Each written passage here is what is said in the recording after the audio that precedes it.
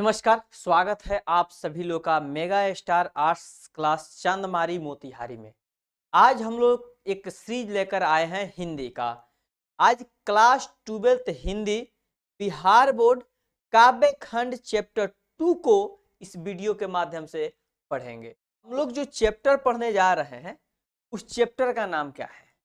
तो वह चैप्टर का नाम है सूरदास। क्या नाम है? सूरदास। तो सूरदास के द्वारा लिखा गया जो पद है उसी पद को हम लोगों को पढ़ना है। इस वीडियो के माध्यम से उनके संपूर्ण विश्लेषण को जानना है। चलिए ध्यान दीजिएगा। तो सबसे पहले हम लोग पढ़ने क्या जा रहे हैं? सूरदास के बारे में। किसके बारे में पढ़ेंगे? तो सूरदास के द्वारा जो लिखा गया पद है उसको हम पढ़ेंगे। तो सबसे पहले जब हम लोग किसी भी चीज को पढ़ते हैं तो उनके लेखक परिचय को जानते हैं। के बारे में जानते हैं? लेखक के बारे में। तो सबसे पहले लेखक परिचय को जान लेंगे। उसके बाद लेखक ने जो पाठ को लिखा है फिर उसकी चर्चा करेंगे। तो आइए हम लोग थोड़ा सा लेखक परिचय को जान लेते हैं। तो सूरदास का जो जन्म है वो जन्म कब होता है? 1478 ईस्वी में। वो भी अनुमानित आंकड़ा है, ये रियल नहीं है कि 1478 में ही इनका जन्म हुआ है, ये अनुमानित है। निधन की बात अगर किया जाए, निधन माने क्या होता है? मृत्यु। निधन की क्या होता है? मृत्यु। तो मृत्यु इनकी कब हो जाती है? 1583 ईस्वी। मृत्यु कब हो जाती है? 1583 ईस्वी में। चलिए जन्म स्थान। तो जन्म स्थान इनका कहाँ है? तो दिल्ली के निकट एक सीही नाम का गांव था, वहीं पे इनका जन्म हुआ था। किस जगह पर? सीही नामक जगह पर। निवास स्थान तो देखिए, ऐसा नहीं कि जिस व्यक्ति का जहां जन्म हुआ रहता है वहीं पर वह रहता है, ऐसा नहीं है।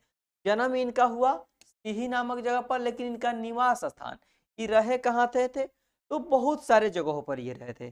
ब्रज क्षेत्र में ये रहे थे और ब्रज क्षेत्र में लगभग कई जगहों पर रहे थे, जैसे गौघाट, वृंदावन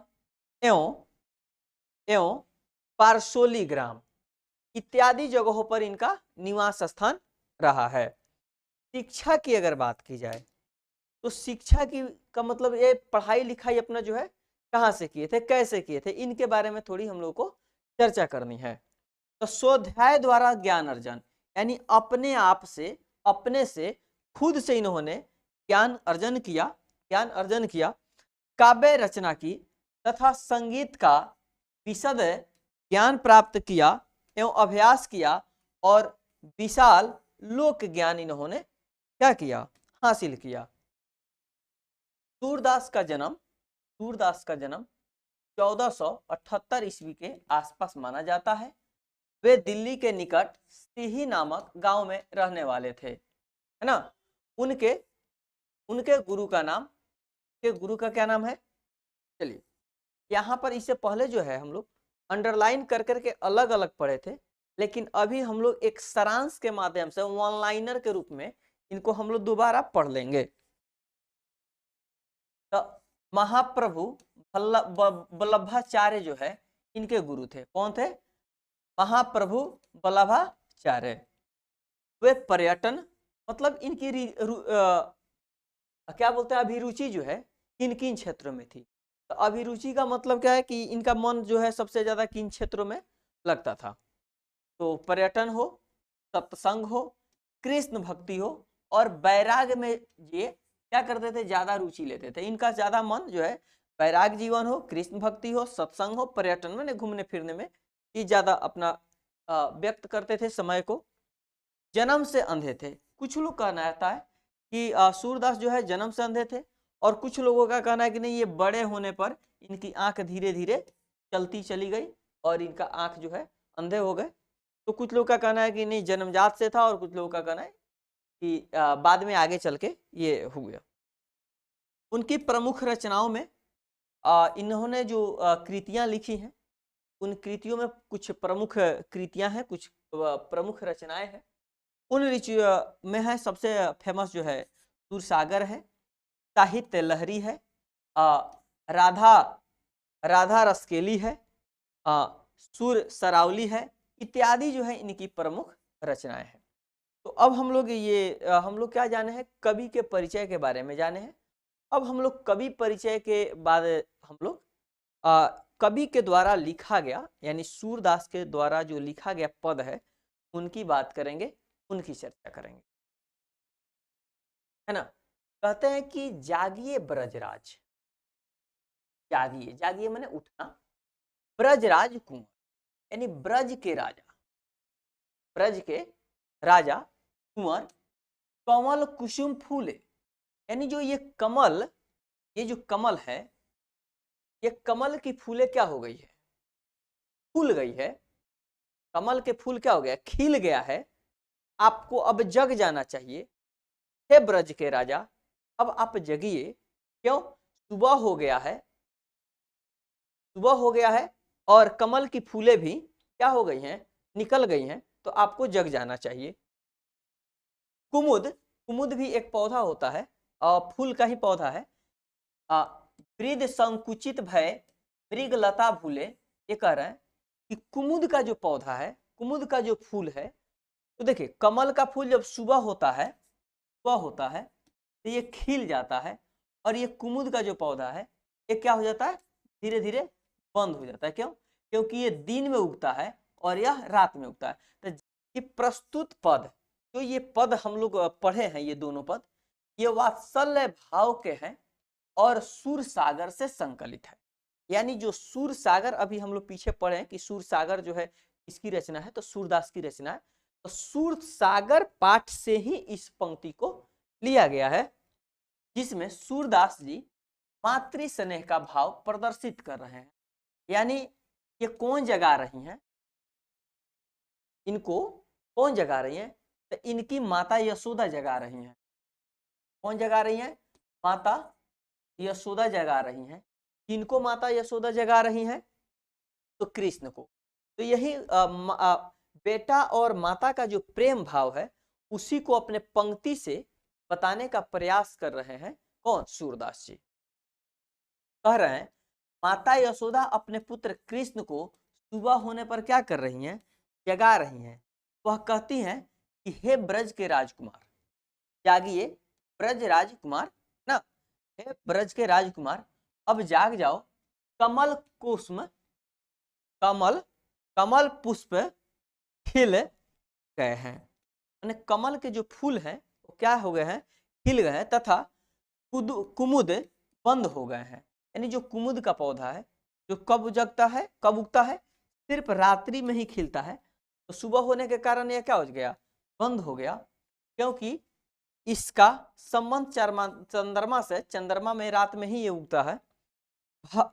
भंवरे जो हैं कमल पुष्पों पर क्या होने लगे हैं, मलराने लगे हैं।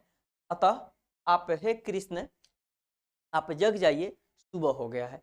मतलब इस पंक्ति के माध्यम से कृष्ण जी को क्या किया जा रहा है, जगाया जा रहा है, उदाहरण दिया जा रहा है।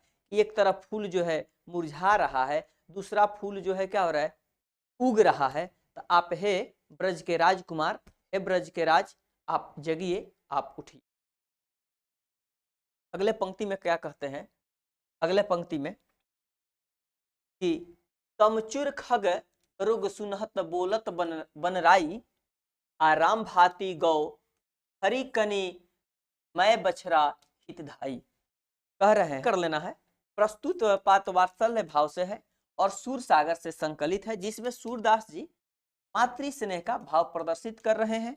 और माता यशोदा अपने पुत्र को सुबह होने पर जगा रही हैं और वह कहती हैं, हे ब्रज के राजकुमार अब जाग जाओ, सवेरा होने का प्रतीक जो है मुर्गा बांग देने लगे हैं। तमचूर माने क्या होता है, तमचूर खगरोग, तमचूर खगरोर, देखिए तमचूर खगरोग मतलब जो चिड़िए हैं, जो पक्षियां हैं, ये क्या कहने लगी हैं, चहचहाने लगी हैं। सुनह बोलत बनराई, ये बोलने लगे हैं। मुर्गे भी बांग देने लगे हैं, आवाजें आ रही हैं। अब आपको क्या होना चाहिए, जग जाना चाहिए, है ना। और पक्षी और चिड़ियों का कुलह जो है प्रारंभ हो गया है। और फिर कहते हैं राम भाती गो, माने गाय जो है रंभा रही है, कहाँ, खरिकनी। खरिकनी का मतलब क्या होता है, जो जिसको हम लोग घारी घर कहते हैं, जहां पर गाय बछरू बन्हाता है।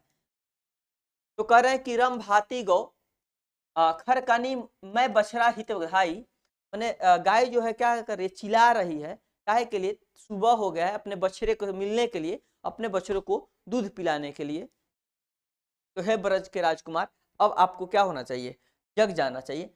गौशाला में, गौशाला में, हाँ, गौशाला में बछड़ों के लिए रंभा रही है, कौन, तो गाय। गाय क्या कर रही है, बछड़ा के पास जाने के लिए रंभा रही है। तो अब श्री कृष्ण को क्या होना चाहिए, जग जाना चाहिए। अगला पंक्ति में क्या कहते हैं कि विदु मलिन रवि प्रकाश, विदु मलिन रवि प्रकाश गावत नर नारी, कह रहे हैं कि अब सुबह जो है मलिन हो गया है। क्या हो गया है, सूर्य की जो प्रकाश है ये निकल गया है, रवि प्रकाश। और विदु मलिन यानी चंद्रमा क्या हो गया है, अब मलिन हो गया है, सुबह हो गया। गावत नर नारी, और सुबह होने के कारण जो नर नारियां हैं वो सुबह का, प्रातः काल का भजन कर रही हैं, गीत गा रही हैं, है ना। सूर श्याम, हे श्याम, प्रातः उठो, अब जल्दी उठो, अंबुज करधारी, है ना, हे कमल को धारण करने वाले, अब आप क्या हो जाइए, अब जग जाइए, अब उठ जाइए। तो प्रस्तुत पद जो है वात्सल्य भाव के सूर सागर से संकलित है, जिसमें सूरदास जी मातृ स्नेह का प्रदर्शित कर रहे हैं। और माता यशोदा अपने पुत्र श्री कृष्ण को सुबह होने पर क्या कर रही हैं, जगा रही हैं। कैसे जगा रही हैं, वह कहती हैं कि हे ब्रज के राजकुमार, अब जाग जाओ, चंद्रमा का प्रकाश मलिन हो गया है। यानी जो चंद्रमा था ना, उसका प्रकाश मलिन हो गया। मलिन क्यों हो गया, क्योंकि रात खत्म हो गया, तो रात में चंद्रमा का प्रकाश था, तो मलिन होने के कारण अब क्या हो गया कि सूर्य की प्रकाश आ गई है, अब आपको जाग जाना चाहिए। अर्थात चांद डूब गया है, अर्थात सूर्य निकल गया है। नर नारिया प्रातः काल यानी सुबह के लिए गीत गा रहे हैं। अतः हे श्याम सुंदर, अब तुम उठ जाओ। सूर सागर कहते हैं, सूरदास कहते हैं कि यशोदा बड़ी मनुराह करके श्री गोपाल को जगा रही हैं, और वे कहती हैं कि हाथों में कमल धारण करने वाले कृष्ण, अब क्या हो जाना चाहिए, आपको उठ जाना चाहिए। अगले पंक्ति में, पद में सूरदास जी क्या कहते हैं, तो जैसे हम लोग प्रथम पद जो देखे थे, तो प्रथम पद में सूरदास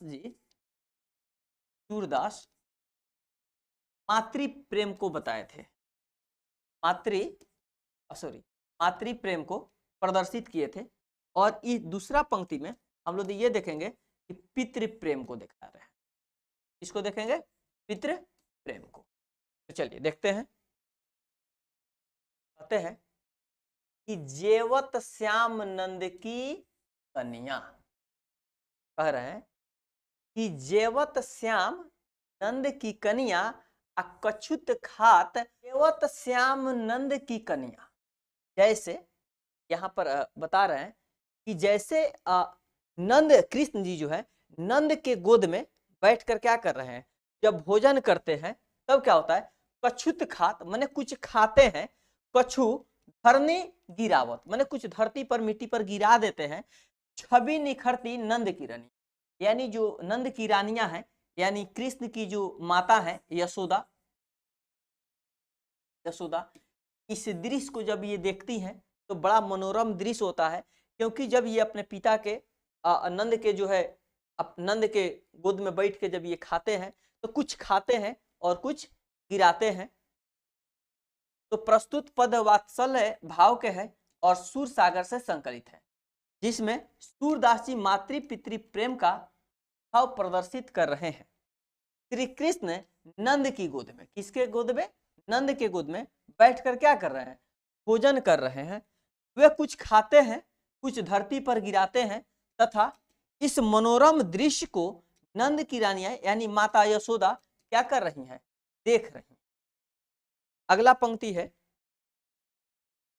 बरी बड़ा बेसन, यानी जो बरी वाला बेसन बनता है, बहुत सारा बरी बरी वाला बेसन, बहुत सारे बेसन बरी बनता है, वह भातिनी व्यंजन, यानी बहुत सारे व्यंजन बन रहे हैं, बरी बन रहा है ना, भातिनी में बहुत सारे व्यंजन बन रहे हैं।